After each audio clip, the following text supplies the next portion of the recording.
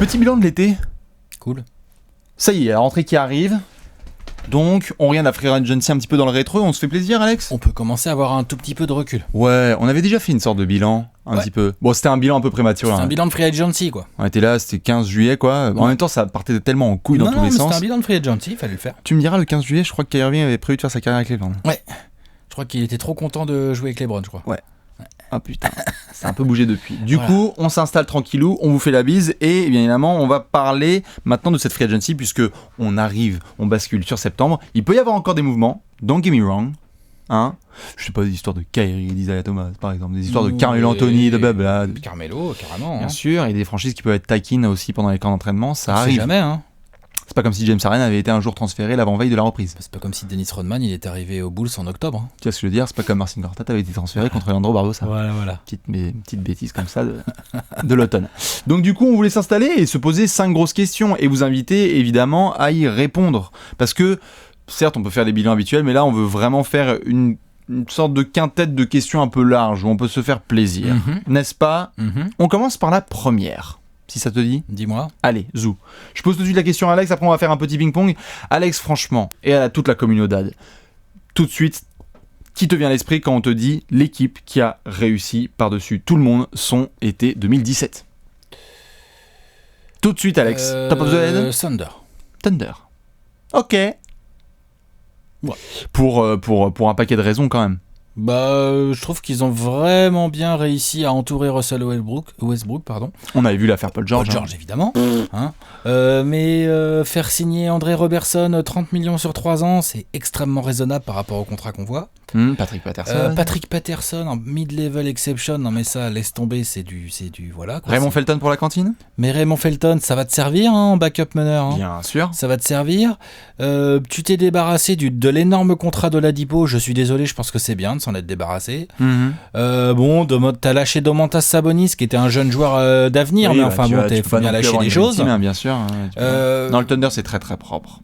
T'as Doug McDermott qui est resté, t'as Taj Gibson, t'as pas pu le re-signer, mais t'as pris Patrick Patterson à la place, t'as toujours Steven Adams, t'as le petit Jeremy Grant, t'as un effectif qui est meilleur que celui de l'année dernière. Tout à fait, qui peut jouer sur plusieurs styles. Qui peut défendre très très très très fort. Ouais.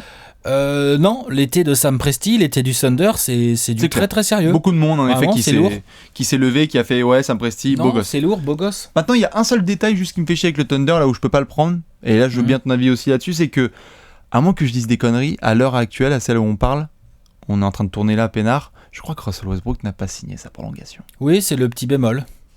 Et ça, franchement, c'est pour ça que je peux pas donner 5 étoiles. Rien n'indique qu'il ne le fera pas. Non, en effet, il y a jusqu'au 16 octobre pour le faire. Premièrement, mais, tu vois, mais rien n'indique que même s'il le fait pas au 16 octobre, rien n'indique qu'il ne le fera pas dans un an. Ça n'était pas parfait, quoi.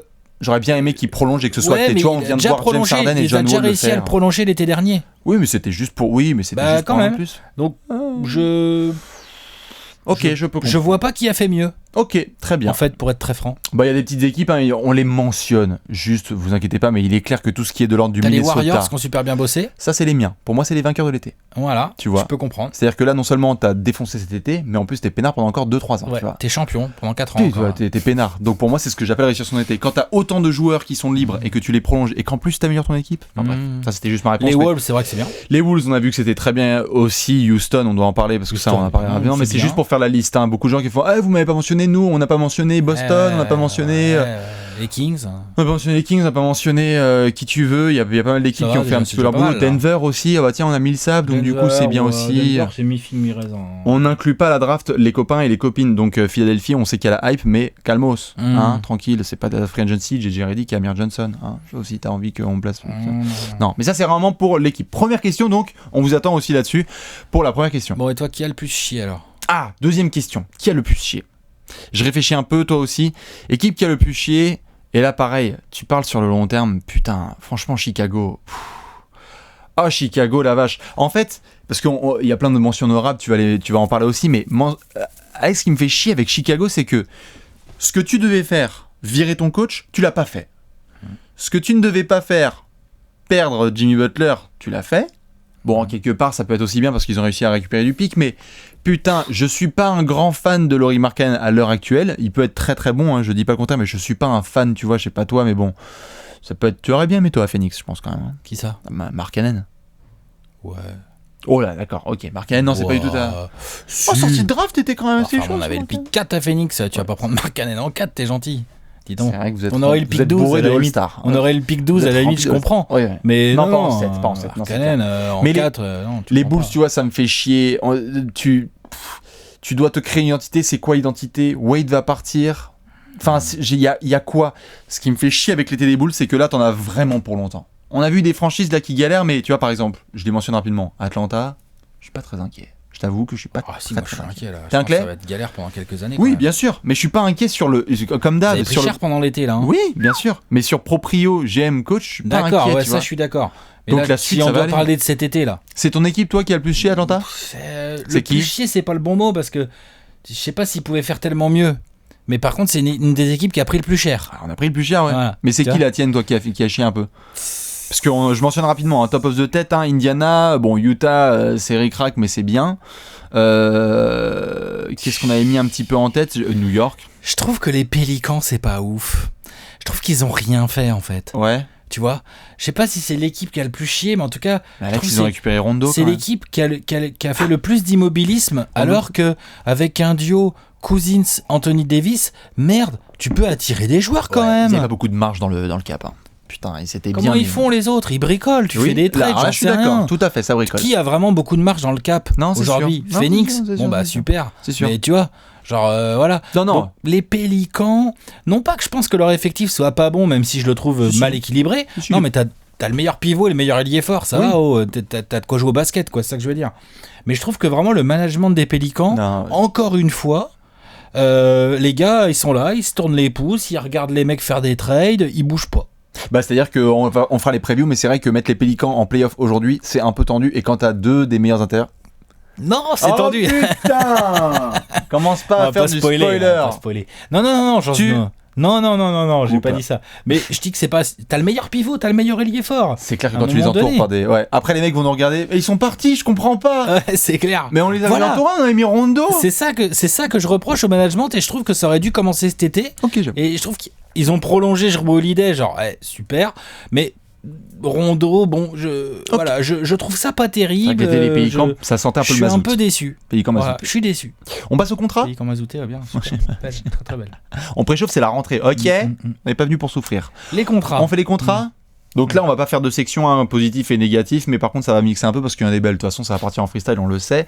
Il y a eu beaucoup de contrats qui ont été distribués cet été, vous l'avez vu. Bon, c'était pas la même violence que l'été précédent. C'était pas mal quand même. Mais c'était pas mal quand même du tout. Mais disons que le jump de dernière... 175 millions, c'est quand même correct. On arrive en courant. Pour le coup, Alex, si je dois tout de suite te lancer sur une question, la question principale, et là je la pose aussi à tout le monde, c'est... Le contrat qui t'a le plus marqué. Soit il est positif, soit il est négatif, mais un truc où tu te dis, genre là tout de suite, pareil, top of the head, je ne peux pas oublier celui-là. Un contrat qui t'a vraiment marqué. J'hésite. Vas-y. J'hésite. J'ai été vraiment marqué par le fait que Iguodala prenne autant de fric, même si je le comprends. Non, mais c'est pas le contrat, je te dis pas que c'est un contrat de merde ou quoi, mais je comprends la pression qu'il y avait, je comprends le fait que Iguodala, il pouvait peut-être se casser, que c'est un 6e homme important. Ouais. Je comprends qu'il puisse mériter des grosses sommes d'argent parce que parce que c'est la tendance du moment, et puis de toute façon, les Warriors, pour le garder, ils avaient pas trop le choix. Je pense que c'est un contrat...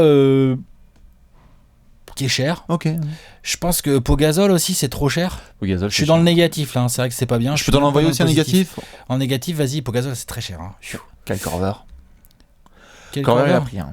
Korver, il a pris au Cavs. Combien déjà? 7 ou 9 sur l'année. Ouais, c'est le SMIC quoi, c'est le SMIC NBA quoi. Oui, c'est juste, non mais on fait le listing des équipes qui ont. Ça me choque pas, moi ça. Ok. Non, ça me choque pas. Non, du tout. Non, ça me choque pas. Après, dans les bons petits contrats très malins, on en a parlé à l'instant, il y a Patrick Patterson. Oui.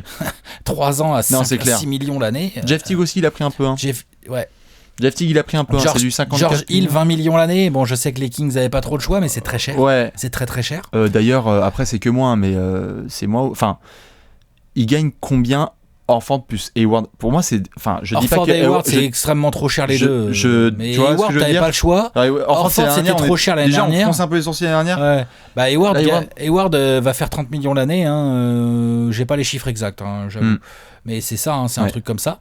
C'est ce que fait Horford aussi. C'est trop cher, on le sait. Mais je pense que t'as pas trop le choix de les payer ce prix-là. Et c'est pas non plus tellement trop cher. Je trouve que Pau Gasol 16 millions l'année, je trouve ça tellement trop cher. Non, c'est clair. C'est ça que je veux dire. Le meilleur contrat de l'été, Alex, je pense que je l'ai. Le meilleur, vas-y, c'est quoi ? Kevin Durant, 2 ans, 49 millions. Oui, c'est clair. Putain, le mec, il fait un rabais, quoi.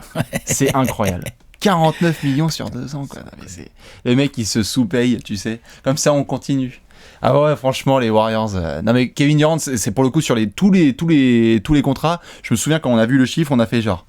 Ah putain, les enculés. Ah non, c'est bon, c'était franchement, c'était. Ça leur a permis de gratter un petit Caspi, T'en parlais un petit Nick Young. T'en parlais là juste, on faisait les équipes qui ont réussi. T'as parlé de Patrick Patterson. La mid-level, elle est belle, celle-là. Elle a marqué beaucoup de monde. Fabuleuse. Elle est magnifique. Mais c'est du 5 millions, 5,5 C'est pas du tout le même level, mais c'est-à-dire que le mec gagne comme un rookie, quoi. Ah ouais, non, c'est nimp. Dans les gros contrats, par contre, qui ont fait un peu plus chier, Kyle Lowry à 30 millions l'année. Trop cher. On en parle de ça un peu, ouais, ça fait un peu mal. C'est trop cher. C'est un peu trop cher. Ah, c'est trop cher. On est d'accord. Certains qui ont été choqués par autoporteur, moi pas tant que ça. Un peu, mais bon. Il faut prendre le contexte. Oui. C'est un peu pareil pour les Raptors. C'est comment tu fais autrement, en fait. C'est ça le truc. T'es les Raptors. Comment tu retiens Kyle Lowry si tu lui files pas 30 millions l'année ? T'es les Wizards. De toute façon, t'as les Nets qui viennent foutre la merde et qui te font une énorme offre, donc t'es obligé de t'aligner. Les Nets. Ouais. Tiens, on n'a pas parlé d'eux. Ils ont fait une bonne intersaison, les Nets. Ça va, c'est bien. Ça va. Ils ont travaillé. Ça va. Ils ont travaillé. Moi, j'aime bien comment ils travaillent. Oui, moi aussi, j'adore. Non, mais j'aime comment ils travaillent, mais doucement sur ce que je peux lire des fois sur les Nets. Ah, ça cartonne, les Nets, ils font 7 à l'Est. Bien sûr. Ah non, ça, je te dis pas ça. Non, moi. Mais j'ai lu des blasphèmes. Ils ont fait un bon été. Je te dis pas que je vais te les foutre 6ème de l'Est. J'ai un autre beau contrat. On a parlé de Tim Hardaway Jr. ou pas? On est pas loin de la palme. Hein. Putain. Allez, les Knicks 75 71. Avec la vente de maillot, 75. Sur 4 ans. Oh putain, 75 millions sur 4 ans. Allez, 71 millions sur 4 ans. Ça faisait partie des beaux. C'est beaucoup trop cher. Oui. Beaucoup trop cher. Oui, bien sûr, beaucoup trop cher. Voilà un petit peu pour les contrats, mais si on devait en retenir certains, là, Alex, on doit couper un petit peu celui qui t'a le plus. C'est Pau Gasol qui t'a. Toi, ça fait 3 fois que tu as mentionné Pau Gasol. Ça m'a travaillé, j'ai pas trop compris en 48 fait. Sur 3 ans avec la 3ème qui est non garantie. Pourquoi les Spurs donnent autant en fait la 3ème est non garantie. Pourquoi tu payes Pau Gasol 16 millions la saison quoi? Pourquoi ? En fait, j'arrive pas à comprendre. Est-ce que Pau Gasol voulait vraiment pas rester à moins cher ? Non, c'est sûr. Est-ce que c'est quoi l'idée quoi ? J'ai pas compris. Voilà. Écoute, moi je te dis, c'est la 3ème année qui est non garantie qui me rassure, mais ça va, c'est tout. Je trouve que ça fait cher. Mais ça fait cher, ça peut faire un petit peu cher en vrai, tout à fait. Je peux comprendre. Ça a un peu immobilisé les Spurs. Pau Gasol, on le prend un peu. Ça a bouffé beaucoup de cap. Ouais, ça c'est sûr. Pau Gasol, on le prend un petit peu en négatif et Kevin Durant vraiment en positif. Alors ça c'est incroyable. Et puis on fait la bise, bien évidemment, à tous les John Wall, Stephen Curry, James Harden qui se sont bien remplis les poches. On est sur du 200 millions. Et Blake Griffin aussi. Ouais, mais il est vraiment la barre des 200. Ouais, la barre des 200. C'est là, c'est Blake Griffin. Il a bien pris aussi. 175, c'est bien. Il a pris bien comme il faut. Ouais, tout à fait. Voilà un petit peu pour les contrats. 4ème question, on enchaîne.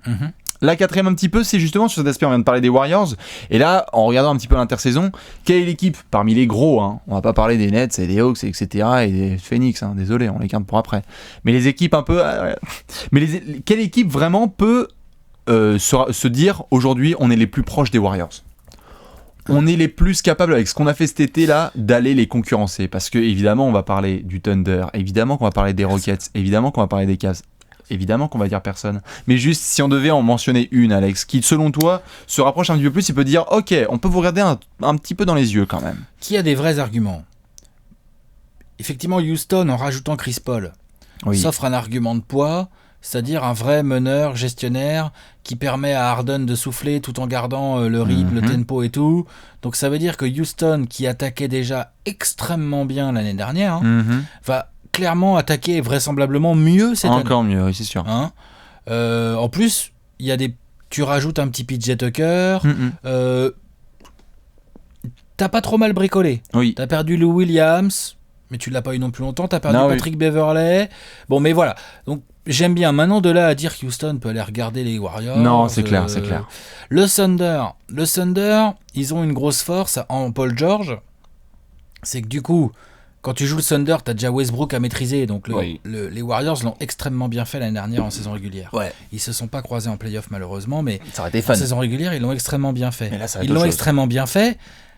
Parce qu'il n'y avait pas Paul George à côté. Parce que t'étais peinard. Et ouais. Là tu dois te taper les deux. Hein. KD, il faut qu'il se bouffe Paul George. Ouais. C'est quand même du duel. Et puis ils peuvent jouer demi-terrain et tout terrain. Ils peuvent jouer demi-terrain et ils peuvent défendre très très dur. Oui. Et ils ont réussi à amener Paul George tout en gardant leur ossature de 2 gros bébés dans la raquette, Enes Kanter et Steven Adams qui peuvent jouer ensemble ou séparément. Oui. Qui peuvent donc faire extrêmement chier la raquette des Warriors. Est-ce que ce serait pas le Thunder qui, sur le papier, j'ai bien... Sur le papier. Sur le papier, parce que de toute façon, tant que la saison n'a pas commencé, on peut difficilement... estimer ce genre de confrontation. Est-ce que sur le papier, ça serait pas le Thunder qui aurait les meilleures armes pour aller faire chier les Warriors ? Tout à fait. Non, c'est sûr. Moi, j'aime beaucoup. Ils sont un peu trop verts. D'ailleurs, ça fait un peu un jeu de mots de ça.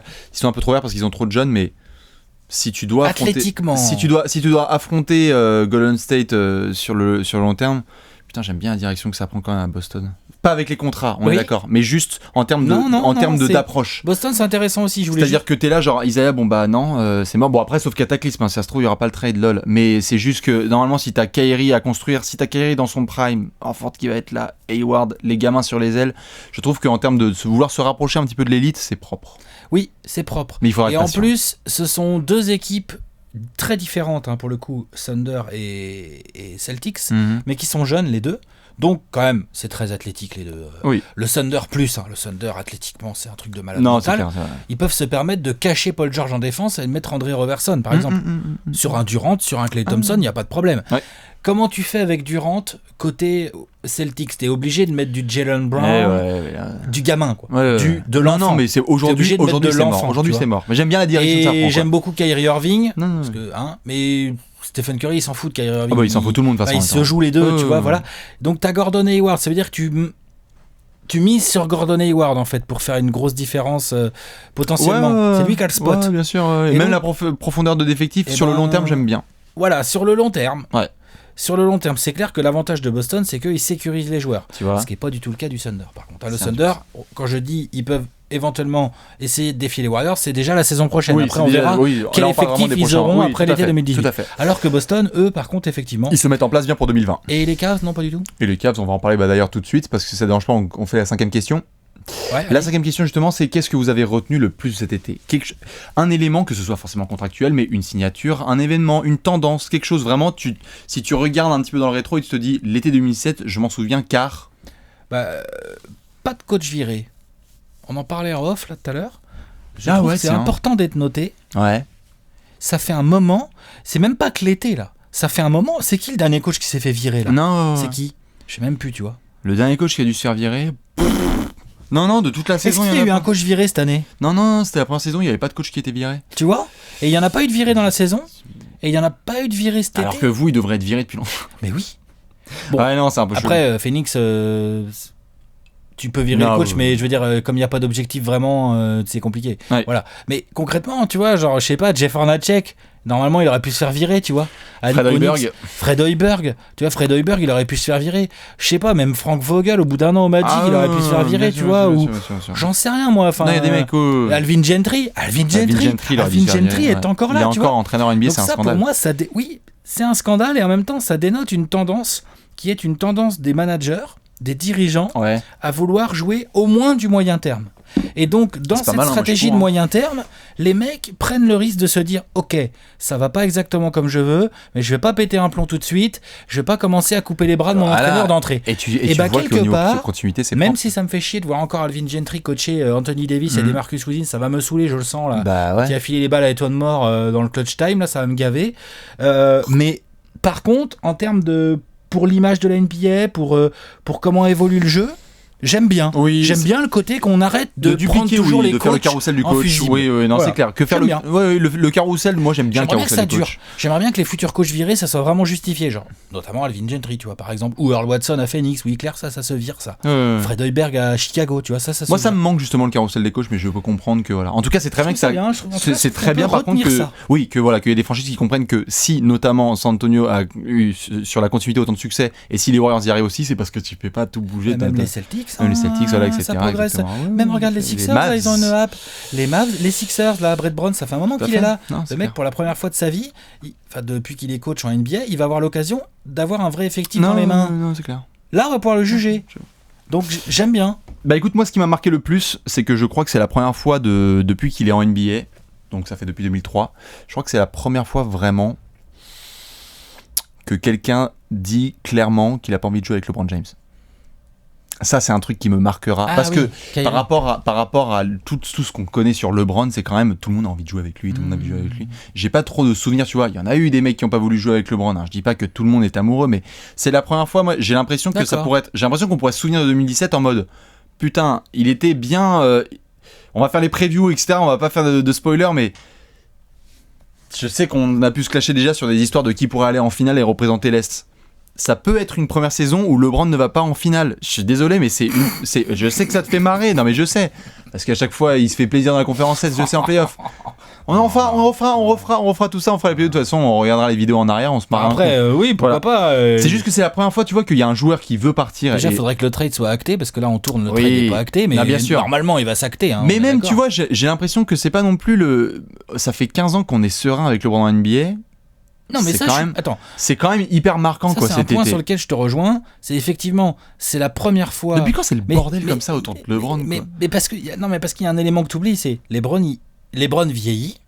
C'est encore lui le meilleur joueur. C'est quand même marquant, LeBron qui vieillit. LeBron vieillit, il va avoir 33 ans au mois de décembre, et du coup maintenant.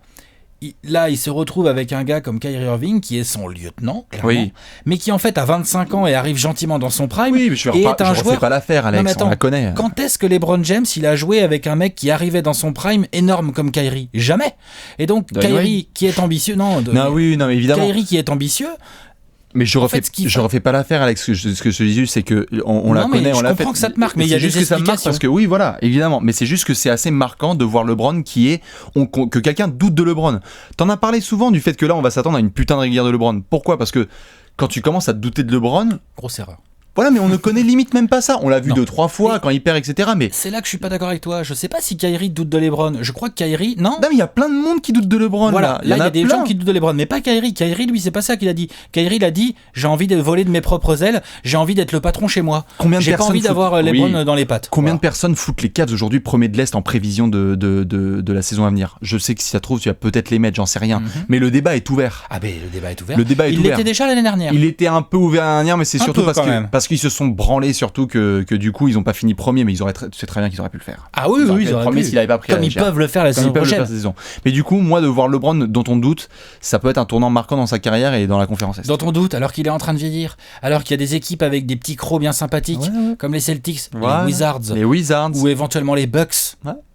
Je dis pas que les Bucks vont être premiers de l'Est, mais les Bucks ils vont être dangereux. Enfin bon, il paraît qu'il va y avoir des previews, on va arrêter. Enfin voilà un petit peu pour ce bilan estival. C'est intéressant, LeBron qui est tensé quoi. LeBron est tensé. Voilà pour ce bilan un petit peu de 2007, un été de ouf. Pour ceux qui nous l'ont tout le temps mentionné, ils nous ont dit c'est pas la plus grosse off-season de l'histoire de tous les temps. On a pas eu des playoffs de ouf, par contre derrière on a eu un été. On a eu régulière, playoff et un été de malade. Donc normalement là on va juste kiffer en septembre et après ça va remonter. L'Euro. Voilà, exactement. Et après on va pouvoir vérifier les prochains mouvements. Il y en aura peut-être un avec tout ce qui est. On attend la confirmation de Kyrie et puis Carmelo, etc. Voilà, on espère que vous avez kiffé votre été. Nous on repartira après sur les petits top 10 peut-être, je sais pas, allez comme ça. Et puis on souhaite une bonne reprise dans un mois et demi.